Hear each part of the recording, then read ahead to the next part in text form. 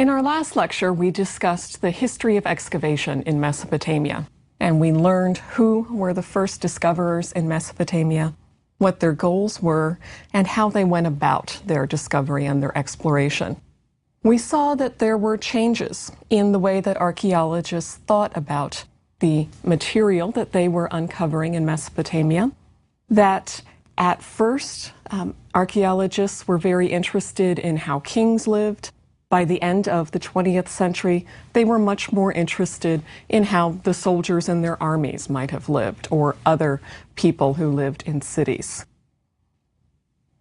In this lecture, we're going to analyze the methods that archaeologists used, and also look at the types of objects that they find. And also finally, we'll discuss how they interpret the artifacts that they discover and create history, really allow us to understand the culture that lived thousands of years ago. This framework is necessary because it allows us to understand why we do know what we know about the ancient world, and also what we can't learn. So it helps establish gaps in our knowledge and lets us realize that some information is lost forever. One of the first aspects that we need to understand is that archaeology is necessary. This thorough background in archaeology is necessary because everything that we will be discussing comes from the ground. A fundamental point for archaeologists is that excavation is destructive because archaeologists must dig through layers of human history in order to understand past cultures. Early archaeologists, the men that were exploring in the first part of the 20th century, had very little training in archaeology. The science was still being developed at the time.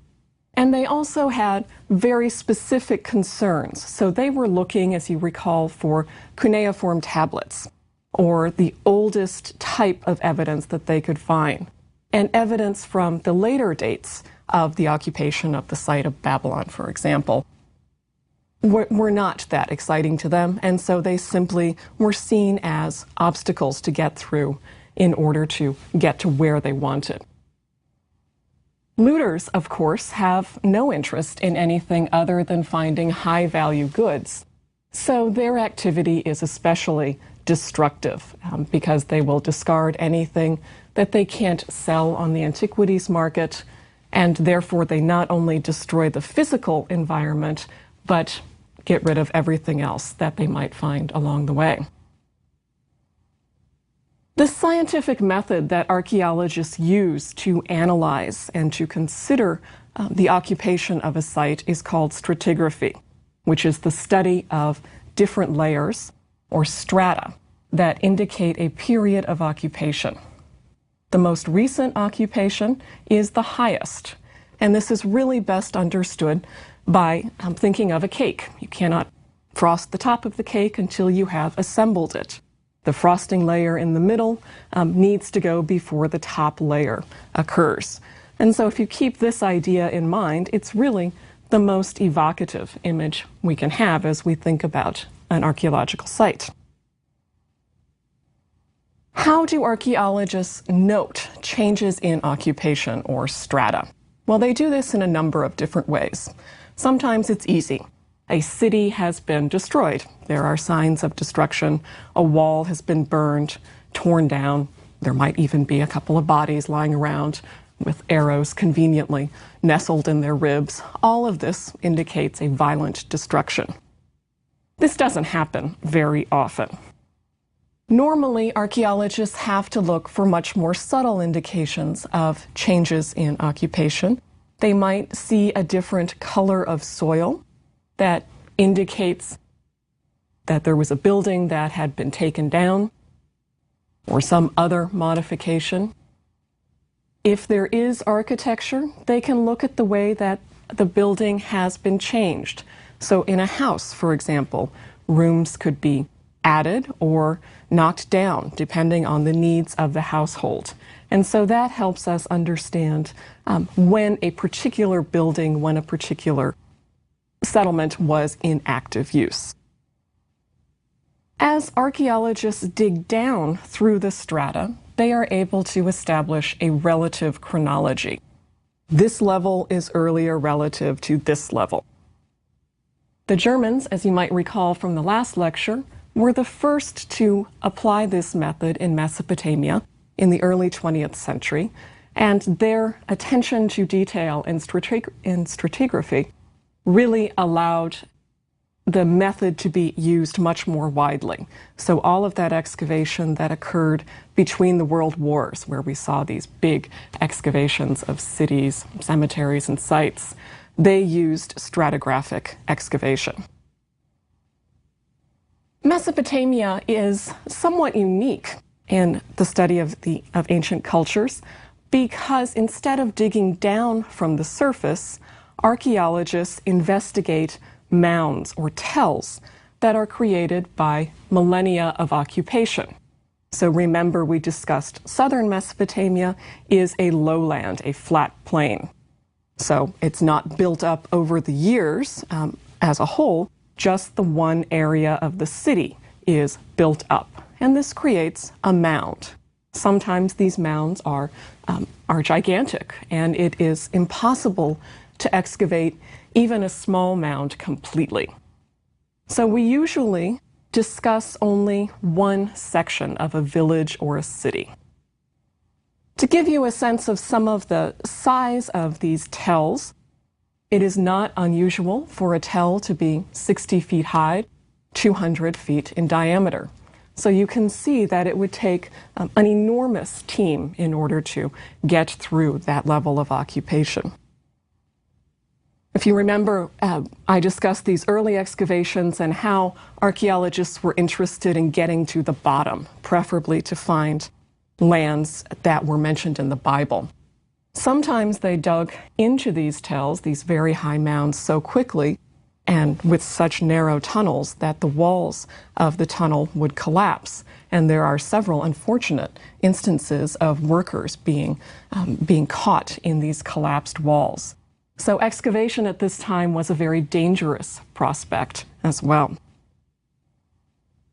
Because the fact that tells were representative of cities was recognized very early on, early archaeologists knew where to excavate in a tell, and they often looked for a temple or a palace.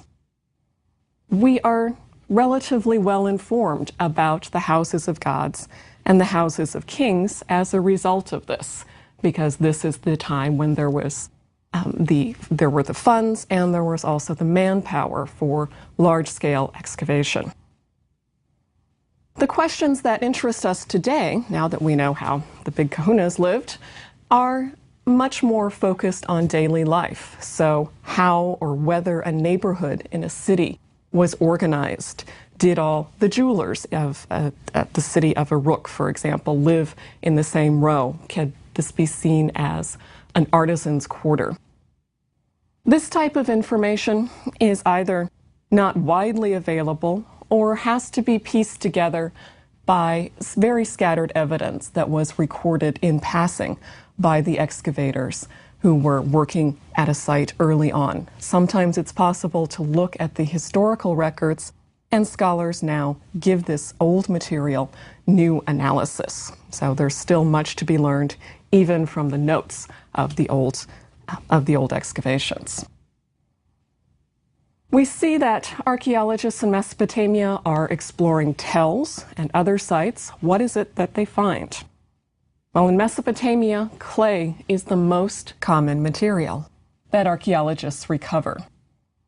Although clay can be broken very easily, once it is fired or baked in order to be used to make a pot, for example, it is very difficult to destroy completely. So we find broken pieces of pottery scattered throughout the Near East. Pottery is probably the most abundant artifact type that is found in an excavation. And we will see that it can be used for many different purposes. It can be used to prepare food, to store it, to eat from. Sometimes these eating vessels, eating and drinking vessels, accompanied the dead to the afterlife so that they could continue feasting after they were dead. When archaeologists find these broken bits of pottery, what do they do with it? One of the first ways that an archaeologist examines pottery is to look for its decoration, because a similar decoration style suggests a shared or a common culture, a motif that might be used in one particular region indicates that it was commonly used at a specific time. Specific shapes of pottery can also be used to explore the idea of trade. So, for example, trade in wine or other types of commodities would use the same vessel, just as we recognize certain shapes and food containers in the grocery store today.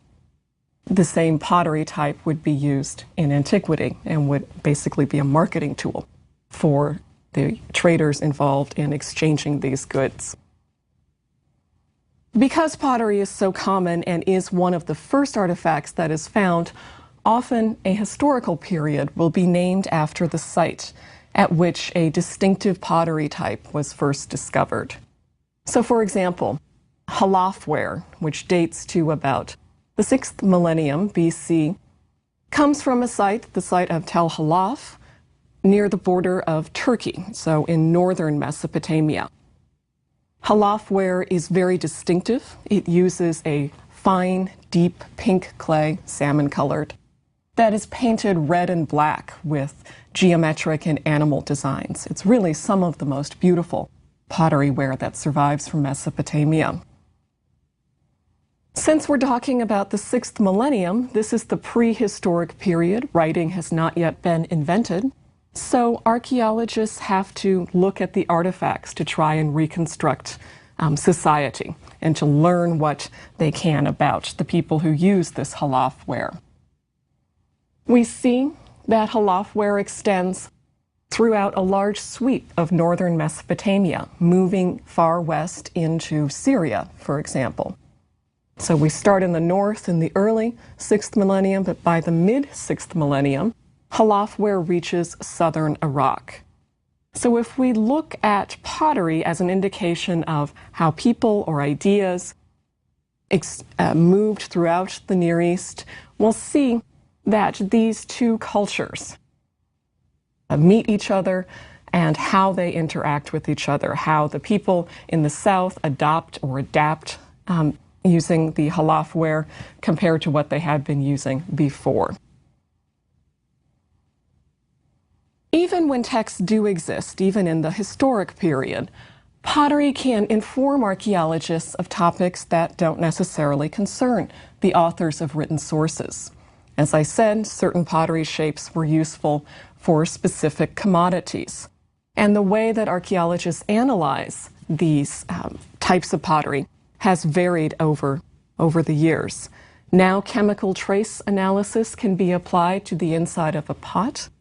And we discover that wine was already being used probably by the upper classes in Mesopotamia by about 3100 BC, several centuries before wine begins to appear in texts. So this physical evidence allows us to rethink one of the main staples of Mesopotamian diet. Other types of trace analysis help us look at the domestication, the history of the domestication of wheat. Barley and emmer wheat are important staples of Mesopotamian bread, and so we can look at the pottery that was used for bread making or storage of wheat, and this will give us some insight into diet and food consumption. For example, a bakery has been discovered at a small site in northern Mesopotamia, dates to about the 4th millennium BC. We know that this was a communal bakery, not just a kitchen that happened to bake bread, because there are a number of different storage jars that held different types of wheat. There's also a storeroom that contains other goods used in making bread. So there are molds, there are different different sections of the room that used very pure wheat next to wheat that needs to be processed. So we see that this bakery is really an industry. It's not just a place where grain was stored and made for a family. Other aspects of this bakery show that it was probably controlled by some major central organization. We find that there were ceilings, that storage jars, baskets, even the doors were locked with a seal. And this indicates that some administrative authority guaranteed that the room was safe, secure, and whatever was stored in it was there when he or she left them. What does this bakery tell us about early Mesopotamian cities? First, it is significant that at this much earlier period, for which we're just beginning to see writing, that there is a production space and storage space that provides food for more than 10 or even 20 people. And so this is an industry. As I mentioned, one of the questions that archaeologists have become more interested in is how did the average person live and what was their profession? And so here we have archaeological evidence for one particular profession. We know that bread making was important for temples who provided food for workers on their projects, perhaps on the temple itself or even harvesting temple lands. And so perhaps this bakery was connected to a temple, or perhaps it was a subcontract. But it allows us to look at the evidence that survives allows us to look at what in early industries look like. Because pottery is found so frequently and so widely, it is very useful for helping to refine a relative chronology for other types of artifacts that are found in the same stratigraphic layer. So we will see that as we discuss the early introduction of writing, that the pottery found with the earliest cuneiform tablets helps us understand what the earliest date of this writing is. All of these characteristics of pottery are generally applied to archaeology worldwide. So this is not specific to Mesopotamia. Archaeologists around the world had better become pottery specialists quite quickly if they want to advance their analysis of their site. But Mesopotamia has a few specific uses of clay that are unique to its culture. One of the most memorable and striking uses of clay is in the form of tablets. Remember, I mentioned when we discussed the Iraq Museum that clay tablets were used as the primary writing material. And so they were kept and preserved to record information, accounts, literature, poems, etc. These tablets of clay were the cheapest and the most easily available writing tools in the ancient world. You have a river, you have dirt, you have the surface on which you write, so you don't need to go out and buy paper. When these tablets harden, which they do pretty quickly, these leave a permanent record of what was written. So one of the reasons why we have such a diverse and rich array of written documentation for Mesopotamia is that the tools necessary to record information were available to anyone. Even though these tablets survive, and even though they can be baked and preserved in many ways, they can also be broken. So this characteristic of clay, that it is easily broken, continues into this main writing material. So as you are reading translations of Sumerian poetry, for example, just as you're getting to the good part, there's inevitably a break in the line in the translation. And that means that the tablet on which the poem was found was broken, and there has not been another copy found. Even though the information on the tablets itself is important, it's also important to know where it came from. So the study of the context in which the tablet was recovered is equally significant. For example, a tablet can record the transfer of land between two individuals. But if it is found in a palace, perhaps a king granted land as a reward to a particularly loyal or useful soldier. If it's found in a private home, here we could have a record of a real estate transaction between two individuals. Maybe if there are a bunch of these, we see an ancient Mesopotamian real estate mogul. It could even be a copy of a transaction that was kept by a scribe. So here we would have information about the life of a scribe in a town. And so where a tablet is found is as important as what is contained on it. Clay was also an important building material. Stone was not widely available in Mesopotamia, and so mud brick, which is mud that is strengthened with straw and other types of material, was used to make most building projects, even the most lavish palaces. Stone would be used for the foundation, and above this were built mud brick walls. The bricks were dried in the early summer. As you might imagine, you don't want a lot of rain falling on the bricks that you're making.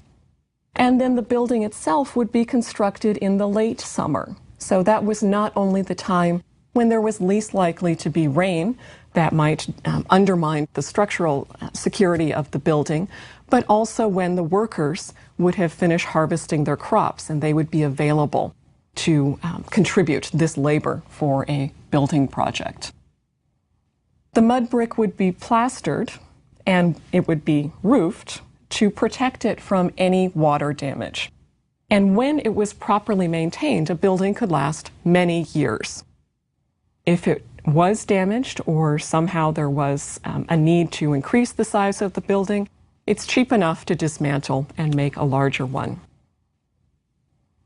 It is estimated that it took 2.5 laborer days to make and lay about 3 feet of mud brick.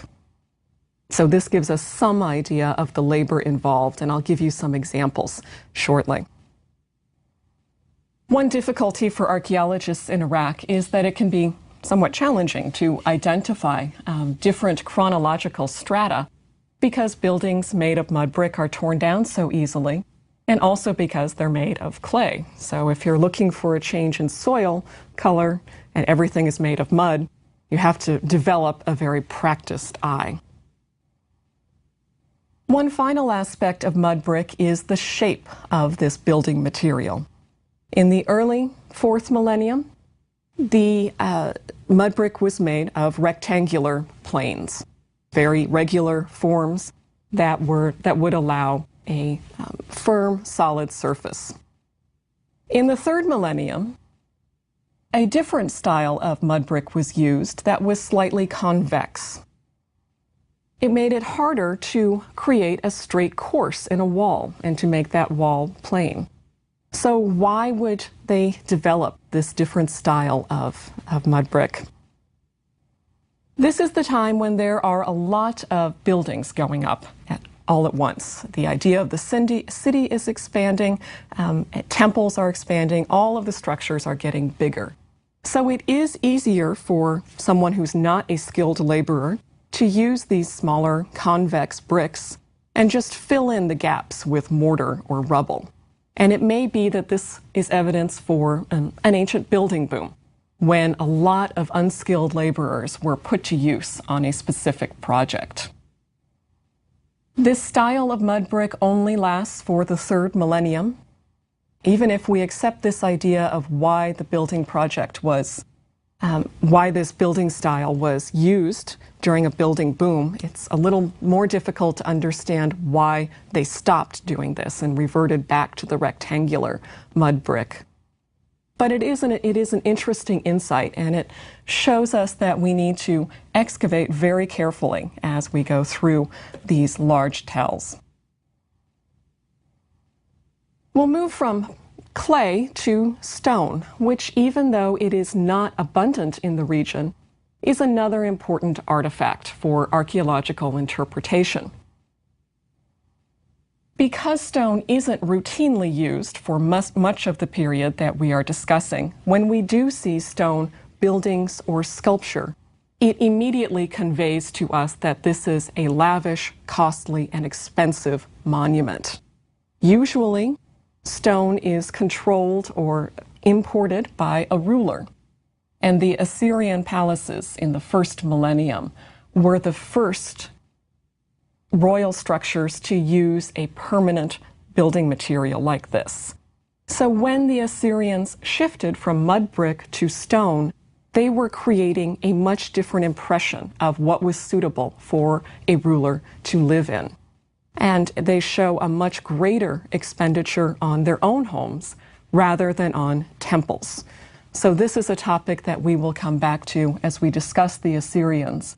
But we can see that just the presence of stone has important ramifications for the ideology and the concept of ruler that the Assyrians are trying to convey.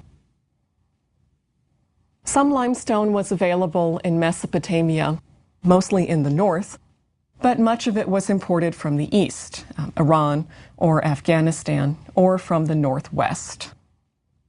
The south really doesn't have much local stone available because, remember, it was built up from the silt deposited by the rivers over the millennium. Stone sculpture is much more common than stone buildings, and usually when we find a piece of sculpture made of stone, it is restricted for the ruler of the time. So one example of this will be the many statues of the ruler of Lagash, Gudea, which are made of diorite. Diorite is a very hard stone. It's difficult to carve. It's not something that would have been available to a lot of different people at the time. And so when Gudea used this particular stone, he was announcing just by his portraiture that he had control over a resource that not everyone else had available to them. These two materials, clay and stone, can help the archaeologist sort out and organize the material that she or he has recovered at a site. So these are the building blocks, as it were, that archaeologists use to think about what was happening at their site. Is it a local site? Is it a royal site? What is happening at their particular location? They are then able to compare their site to other sites nearby.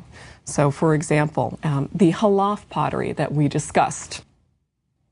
Is it in only North Mesopotamia? When does it arrive in southern Mesopotamia? And so that allows archaeologists to move beyond the questions of what's happening at their immediate site to what is happening in the culture and what ideas are being exchanged. More scientific methods are being applied in recent decades as archaeologists are able to use them to think about material that has survived from antiquity. One of the most important tools available to the archaeologist is forensic examination of anatomical material, both animal and human. When bones survive, specialists can look for signs of age or disease. They can also sex the bones so they can get an idea of whether this is an adult female, an infant female. And these allow us to build a better idea of the demography of the site, perhaps even speculate about the status.